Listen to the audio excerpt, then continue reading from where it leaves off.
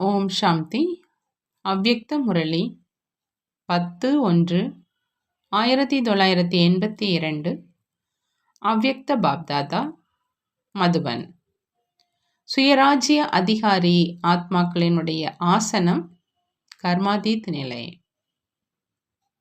இன்றைய முரளினுடைய தலைப்பு சுயராஜ்ய அதிகாரி ஆத்மாக்களின் ஆசனம் கர்மாதீத் நிலை. இன்று பாப்தாதா ராஜ்ய சபையை பார்த்துட்டு இருக்கிறாங்க. ஒவ்வொரு குழந்தையும் சுயராஜ்ய அதிகாரி தன்னுடைய வரிசைக்கரமான கர்மாதீத் நிலையின்,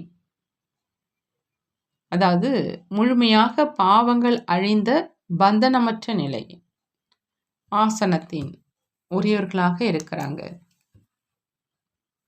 தற்சமயத்து சங்கமயுகத்தின் சுயராஜ்ய அதிகாரி ஆத்மாக்களுடைய ஆசனம் அப்படின்னு சொன்னாலும் அல்லது சிம்மாசனம் அப்படின்னு சொன்னாலும் அது கர்மாதீத் நிலை. கர்மாதீத் அப்படின்னா பாபா சொல்றாங்க, காரியங்கள் செய்து கொண்டும் கர்மங்களின் பந்தனங்கள்ல இருந்து அதீத், அதாவது விடுபட்டு இருப்பது. செய்யும் கர்மங்களினுடைய வசமான நிலை இல்லை. ஆனா கர்ம இந்திரியங்கள் மூலமா ஒவ்வொரு காரியத்தையும் செய்துகிட்டே அதிகாரி நிலையின் போதையில இருக்கிறவங்க. பாப்தாதா ஒவ்வொரு குழந்தையினுடைய வரிசைக்கரமான ராஜ்ய அதிகாரத்தின் கணக்குப்படி வரிசைக்கரமான சபையை பார்த்துட்டு இருக்கிறாங்க. ஆசனமும் வரிசைக்கிரமமானது மற்றும் அதிகாரமும் வரிசைக்கிரமமானது. சிலர் சர்வ அதிகாரியாக இருக்கிறாங்க, மேலும் சிலர் அதிகாரியாக இருக்கிறாங்க. எப்படி எதிர்காலத்துல உலக மகாராஜா மற்றும் மகாராஜா இடையே வித்தியாசம் இருக்குது இல்லையா? அதே மாதிரி இங்கேயும் அனைத்து கர்ம இயந்திரங்களின் அதிகாரி, அதாவது அனைத்து கர்மங்களின் பந்தனத்துல இருந்து விடுபட்டவர். இதைத்தான் சர்வ அதிகாரி அப்படின்னு சொல்றது. மேலும் மற்றவர்கள் அனைத்தும் நிறைந்தவர்கள் இல்லை, ஆனால் வெறும் அதிகாரி. அப்படி இரண்டினுடைய வரிசைக்கரமான எண்ணின் பிரகாரம் ஆசனத்துல அமர்ந்திருப்பவர்களுடைய தர்பாரை பார்த்துட்டு இருக்கிறாங்க. ஒவ்வொரு ராஜ்ய அதிகாரியினுடைய நெற்றியிலும் மிக அழகான பல வர்ணங்கள் நிறைந்த மணிகள் மின்னிக் கொண்டிருக்கு. இது தெய்வீக குணங்களினுடைய மணிகள். எந்த அளவு தெய்வீக குணங்கள் நிறைந்தவர்களாக ஆகியிருக்கிறாங்களோ அந்த அளவு மணிகள் நெற்றியில மின்னிக் கொண்டு இருக்குது.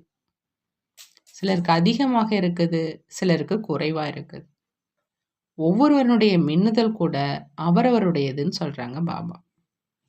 அந்த மாதிரி தன்னுடைய ராஜ்ய சபையின் ராஜ்ய அதிகாரியின் சித்திரம் ஞானத்தின் கண்ணாடியில தென்படுதா? அனைவரிடம் கண்ணாடி இருக்குதா? கர்மாதீத் நிலையினுடைய சித்திரத்தை பார்க்க முடியும் தான் இல்லையா அப்படின்னு கேட்குறாங்க பாபா. தன்னுடைய சித்திரத்தை பார்க்குறீங்களான்னு கேட்குறாங்க. எவ்வளோ அழகான ராஜ்ய சபை! கர்மாதீத் நிலையினுடைய ஆசனம் எவ்வளோ சிரேஷ்ட ஆசனம்! இதே நிலையினுடைய அதிகாரி ஆத்மாக்கள், அதாவது சிம்மாசனத்தில் அமர்ந்திருக்கும் ஆத்மாக்கள் உலகின் எதிரில் இஷ்ட தேவதைகளுடைய ரூபத்தில் பிரத்யட்சம் ஆவாங்க. சுயராஜ்ய அதிகாரி சபை அப்படின்னா இஷ்ட தேவதைகளுடைய சபை. நீங்கள் அனைவரும் தன்னை அந்த மாதிரி இஷ்ட தேவதை ஆத்மா அப்படின்னு நினைக்கிறீங்களா அப்படின்னு கேட்குறாங்க. அந்த மாதிரி பரம் பவித்ர, அனைவருக்காகவும் இரக்க மனமுடைய, அனைவருக்காகவும் மாஸ்டர் வரமளிப்பவர், அனைவருக்காகவும் மாஸ்டர் ஆன்மீக அன்பின் கடல், அனைவருக்காகவும் சுப பாவனைகளினுடைய கடல், அந்த மாதிரி பூஜைக்குரிய இஷ்ட தேவதை ஆத்மாக்கள் நீங்க. அனைத்து பிராமண ஆத்மாக்கள்ல வரிசை கிரமமாக இந்த அனைத்து சமஸ்காரங்களும் நிரம்பி இருக்குது. ஆனா வெளிப்படும் ரூபத்துல இன்று வரை குறைவாக இருக்குதுன்னு சொல்றாங்க பாபா. இப்போ இந்த இஷ்ட தேவதைகளுடைய சமஸ்காரத்தை வெளிப்படுத்துங்க. வர்ணனை செய்வதன் கூடவே நினைவு சொரூபத்தில் இருப்பவரிலிருந்து சக்தி சொரூபனாராக ஆகி மேடையில் வாங்க. இந்த வருடத்தில் உலகத்தில் உள்ள அனைவரும் நான் யாரை தேடிக்கொண்டு இருந்தேனோ எந்த ஆத்மாக்களை நான் விரும்பினேனோ, எந்த சிரேஷ்ட ஆத்மாக்கள் மீது ஏதாவது கொஞ்சம் எதிர்பார்ப்பு வைத்திருந்தோமோ, அதே சிரேஷ்ட ஆத்மாக்கள் இவர்கள்தான். அனைவரது வாயிலிருந்தும் இது அவர்கள்தான் என்று வாயிலிருந்தும் மற்றும் மனதில் இருந்தும் இந்த ஓசை எழணும். இவர்களை மட்டும் சந்தித்தோம் அப்படின்னா தந்தையை சந்தித்தோம் என்று அனுபவம் செய்யணும். எனக்கு என்னென்ன கிடைச்சிருக்குதோ இவர்கள் மூலமாகத்தான் கிடைச்சது. இவங்க தான் மாஸ்டர், வழிகாட்டிகள், ஏஞ்சல்கள், தூதுவர்கள். இவர்கள்தான் மேலும் இவர்கள்தான் அப்படிங்கிற இந்த இடைவிடாத ஓசை அனைவரது மனதையும் தொடணுங்கிறாங்க பாபா. இவர்கள்தான் மேலும் அவர்களே தான் அப்படிங்கிற இந்த 2 வார்த்தைகளின் இடைவிடாத ஓசை ஒலிக்கணும். கிடைத்து விட்டார் அப்படிங்கிற இந்த குஷினுடைய கைத்தட்டல் ஒலிக்கட்டுங்கிறாங்க பாபா. அந்த மாதிரி அனுபவம் செய்யுங்க. அந்த மாதிரி அனுபவம் செய்விப்பதற்காக விசேஷமா அஷ்ட சக்தி சொரூபம், அலங்கரிக்கப்பட்ட சக்தி சொரூபம் வேணும். ஆனால் சக்தியினுடைய சொரூபமும் தாயினுடைய சொரூபத்தில் வேணும். இன்றைய நாட்களில் சக்தி சொரூபத்தினால மட்டும் திருப்தி அடைய மாட்டாங்க. ஆனால் சக்திமா, அதாவது சக்தி தாய், யார் அன்பு மற்றும் பாலனை கொடுத்து ஒவ்வொரு தந்தையின் குழந்தையையும் குஷியின் ஊஞ்சல்ல ஆட வைக்கிறாரோ, அப்பதான் தந்தையினுடைய ஆஸ்திக்கு உரியவராக முடியும். தந்தையோடு சந்திக்க வைப்பதற்கு தகுதியானவராக ஆக்குவதில் நீங்கள் பொறுப்பில் இருப்பவர்கள். சக்தியினுடைய ரூபத்தில் அந்த மாதிரி தூய்மையான அன்பு மற்றும் தன்னுடைய பிராப்திகள் மூலமா சிரேஷ்ட பாலனை கொடுங்க, தகுதியானவர் ஆக்குங்க, அதாவது யோகி ஆக்குங்க. மாஸ்டர் படைப்பவர் ஆவதோ அனைவருக்கும் தெரியும். அற்ப காலத்து பிராப்தி செய்விக்கும் உலகின் பெயர் பெற்ற மகான் ஆத்துமாக்கள். அவர்களும் மிகுந்த படைப்பை படைக்கிறாங்க, அன்பும் கொடுக்கிறாங்க. ஆனால் பாலனை கொடுக்க முடியாது. அதனால பின்பற்றி நடப்பவராக ஆகிடுறாங்க. ஆனால் பாலனை மூலம் பெரியோராக்கி தந்தையுடன் சந்திக்க வைப்பது, அதாவது பாலனை மூலமா தந்தையினுடைய உரிமையுள்ள தகுதியான ஆத்மா ஆக்குவது அப்படிங்கிற இதை செய்ய முடியாது. ஆகையினால பின்பற்றி நடப்பவர்களாகவே இருந்துடுறாங்க. குழந்தை ஆவதில்லை, தந்தையினுடைய ஆஸ்தியின் அதிகாரி ஆவதில்லை. அதே போல பிராமண ஆத்மாக்கள் உங்களிலும் படைப்பையும் மிக விரைவில் படைச்சிடுறீங்க, அதாவது பொறுப்பாளர் ஆகிறீங்க. ஆனால் அன்பு மற்றும் பாலனை மூலமா அந்த ஆத்மாக்களை அழியாத ஆஸ்தியின் உரியவராக ஆக்குவது அப்படிங்கிற இதில் மிக குறைந்த தகுதியான ஆத்மாக்களே இருக்கிறாங்க. எப்படி உலகிய குடும்ப வாழ்க்கையில் தாய் குழந்தைகளை பாலனை மூலமாக சக்திசாலியாக ஆக்குறாங்க. அதன் காரணமாக அவர் எந்த பிரச்சனையையும் எதிர்கொள்ள முடியும். எப்பொழுதும் ஆரோக்கியமாக மற்றும் செல்வம் நிறைந்தவராக இருக்கணும். அதே மாதிரி நீங்கள் சிரேஷ்ட ஆத்மாக்கள் ஜெகத்மாதா ஆகி ஓரிரு ஆத்மாவினுடைய தாய் கிடையாது, உலகத்துக்கே தாய், எல்லைக்கு அப்பாற்பட்ட தாயாகி மனம் மூலம் அந்த மாதிரி சக்திசாலியாக ஆக்குங்க. அதன் காரணமா ஆத்மாக்கள் தன்னை தடைகளை அழிப்பவர், சக்தி நிரம்பிய ஆரோக்கியமானவர் மற்றும் செல்வம் நிறைந்தவர் அப்படிங்கிற அனுபவம் செய்யணும். இப்போ அந்த மாதிரி பாலனைக்கு அவசியம் இருக்குதுன்னு சொல்றாங்க பாபா. அந்த மாதிரி பாலனை தர்றவங்க மிக குறைவாக இருக்கிறாங்க.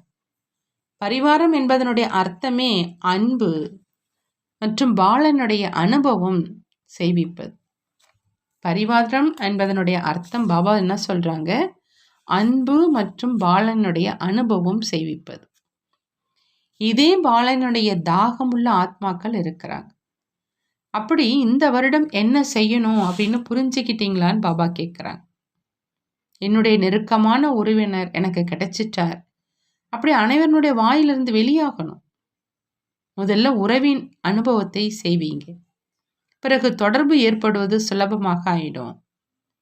என்னுடையவர் எனக்கு கிடைச்சிட்டார் என்றும் அந்த மாதிரியான அலையை நாலாபுறங்களிலும் பரப்பிடுங்க. அப்பதான் யாரை அடைய வேண்டுமோ அவரை அடைஞ்சிட்டோம் அப்படின்னு வாயிலிருந்து வெளியாகும். எப்படி தந்தையை விதவிதமான உறவுகள்னால உரிமையுள்ள ஆத்மாக்கள் நீங்கள் அனுபவம் செய்கிறீங்களோ, அதே மாதிரி துடித்து கொண்டிருக்கும் ஆத்மாக்களுக்கு என்னென்ன கிடைக்க வேண்டுமோ, என்னென்ன அடைய வேண்டுமோ அவற்றை இவங்க மூலமாகத்தான் அடைய முடியும். மேலும் கிடைக்கும் என்று அனுபவம் செய்யும். பிறகு விதவிதமான பெயரை கூறுவாங்க. அந்த மாதிரியான சூழ்நிலையை உருவாக்குங்கிறாங்க பாபா. தாயும் தந்தையினுடைய அறிமுகத்தை குழந்தைகளுக்கு அவரே கொடுக்கிறார். தாய் தான் குழந்தைகளை தந்தையோடு சந்திக்க வைக்கிறார். தன்னுடைய தொடர்புல இருப்பவராக மட்டும் ஆக்காதீங்க, ஆனால் தந்தையோடு தொடர்பு ஏற்படுத்தி கொள்வதற்கு தகுதியானவராக ஆக்குங்க. அம்மா அப்பா அம்மா அப்படின்னு சொல்லிக்கிட்டே இருக்கும் சின்ன குழந்தையாக மட்டும் ஆக்காதீங்க. ஆனால் பாபா பாபா அப்படின்னு சொல்றதுக்கு கற்றுக் கொடுங்க. ஆஸ்திக்கு உரியவராக ஆக்குங்கிறாங்க பாபா. புரிந்ததா அப்படின்னு கேட்குறாங்க. எப்படி தந்தையை பற்றி மேரா பாபா, அதாவது என்னுடைய தந்தை அப்படின்னு அனைவருடைய வாயிலிருந்து வெளியாகுதோ, அதே மாதிரி சிரேஷ்ட ஆத்மாக்கள் உங்கள் ஒவ்வொருவருக்காக இவர் என்னுடைய தாய் அப்படிங்கிற இந்த பாவனை உணர்வு வரணும். அதனால் ஒவ்வொருவரும் இவர் என்னுடைய தாய் அப்படின்னு புரிஞ்சுக்கணும். இதுதான் எல்லைக்கு அப்பாற்பட்ட பாலனை. ஒவ்வொருவரிடமிருந்தும் என்னுடையவர் அப்படிங்கிற உணர்வு வெளியாகட்டும். ஒவ்வொருவரும் இவர் என்னுடைய நற்சிந்தனையாளர், சகயோகி, சேனையில துணையா இருப்பவர் அப்படின்னு புரிஞ்சுக்கணும். இதைத்தான் தந்தைக்கு சமமான நிலை அப்படின்னு சொல்றது. இதைத்தான் கர்மாதீத் நிலையினுடைய ஆசனதாரி அப்படின்னு சொல்றது. சேவையினுடைய காரியத்திலும் பந்தனத்தில் வராதீங்க. என்னுடைய ஸ்தானம், என்னுடைய சேவை, என்னுடைய மாணவர்கள், என்னுடைய சகயோகி ஆத்மாக்கள் அப்படிங்கிற இவையும் சேவையில் கர்ம பந்தனம். இந்த கர்ம பந்தனத்தில் இருந்தும் விடுபட்ட கர்மாதீத் நிலையில் இருக்கணுங்கிறாங்க பாபா. இந்த வருடம் என்ன செய்யணும்னு புரிஞ்சுக்கிட்டீங்களான்னு கேட்குறாங்க. கர்மாதீத் ஆகணும். மேலும் இவர் அவரே தான், இவர்தான் அனைத்துமானவர் அப்படிங்கிற அந்த உணர்தல் ஆத்மாக்களுக்கு கொடுத்து அவர்களை அருகில் கொண்டு வரணும், புகலிடத்தில் கொண்டு வரணும். தனக்காகவும் கூறினோம், மேலும் சேவைக்காகவும் கூறினோம். நல்லது. இப்பொழுது என்ன செய்யணும் அப்படிங்கிற எண்ணம் அனைவருடைய மனதில் இருந்தது இல்லையா? எந்த அலையை பரப்பணும்? நல்லது. அந்த மாதிரி சுயராஜ்ய அதிகாரி, கர்மாதீத் நிலையினுடைய ஆசனதாரி, அனைவருக்கும் நெருக்கமான உறவினுடைய அனுபவம் செய்விக்கும், எல்லைக்கு அப்பாற்பட்ட அன்பு நிறைந்த பாலனை கொடுக்கும் அப்படிப்பட்ட இஷ்ட தேவ ஆத்மாக்களுக்கு பாப்தாதாவின் அன்பு நினைவுகள் மற்றும் நமஸ்காரம் செய்கிறாங்க. நாமும் நம்மளுடைய பாப்தாதாவுக்கு அன்பு நினைவுகள் மற்றும் நமஸ்காரம் செய்வோம். சக்தி சேனையை பார்த்து தந்தை மிக மகிழ்ச்சி அடைகிறாங்க. சக்திகள் எப்பொழுதும் தந்தையினுடைய துணைவர்கள். ஆகவேதான் சிவசக்தி என்ற வர்ணனையும் இருக்குது. சக்திகளோடு தந்தையினுடைய நினைவு சின்னம் இருக்குது. ஆகையினால இணைந்தவராக ஆகிவிட்டார்கள் இல்லையா?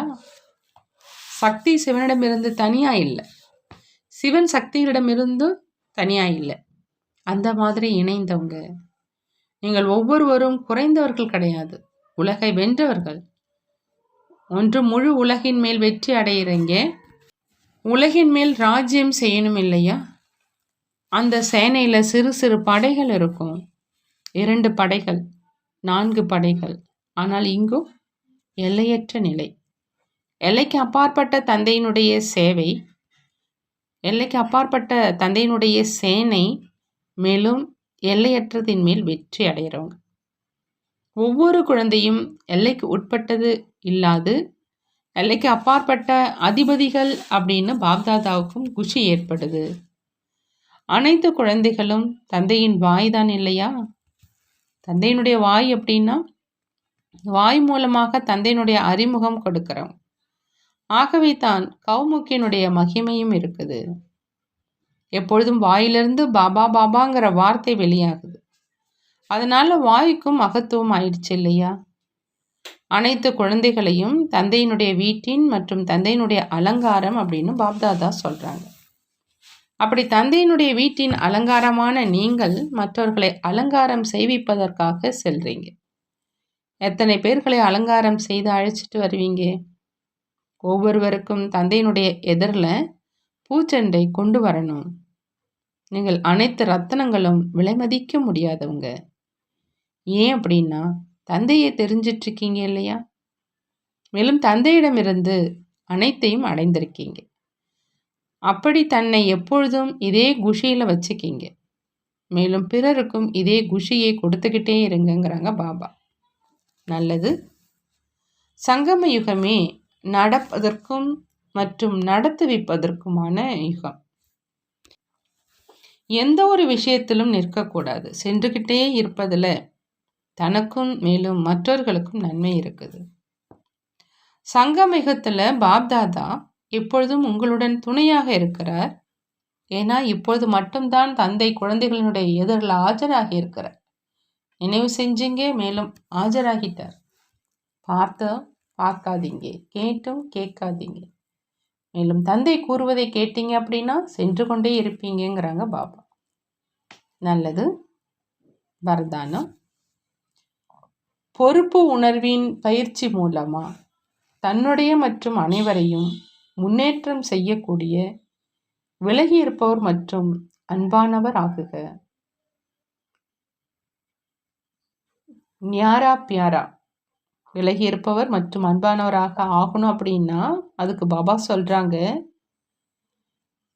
பொறுப்பு உணர்வு மூலமா தன்னுடைய மற்றும் அனைவரையும் முன்னேற்றம் செய்யணும் அப்படின்னு. பொறுப்பாளர் அதாவது கருவி ஆவதின் பங்கு எப்பொழுதுமே விலகி இருப்பவர் மற்றும் அன்பானவராக ஆக்குது. ஒருவேளை இந்த பொறுப்பு உணர்வினுடைய பயிற்சி இயல்பானதா மற்றும் சுலபமாக இருக்குது அப்படின்னா எப்பொழுதும் தன்னுடைய முன்னேற்றம் மேலும் மற்றவர்களுடைய முன்னேற்றம் ஒவ்வொரு அடியிலும் நிரம்பி இருக்குது.